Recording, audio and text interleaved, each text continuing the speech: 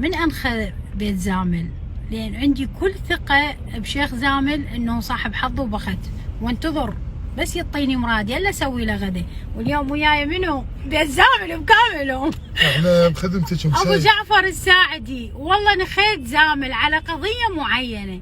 ليش بيت زامل صاحبين حظ وبخت؟ احكي لي. بدأت اتعامل ويا ناس عصابة اهل الزوري، هذولا مشكلة اهل الزوري، بس أنا يمكن قدرت لهم. وتالي ويا أهل الزوري يعني شلون بيهم؟ تالي يلا، والله اسم كلكم أجيبكم إن شاء الله بإذن الله، بإذن الله، وألا أفضحكم يا أهل الزوري سهلة.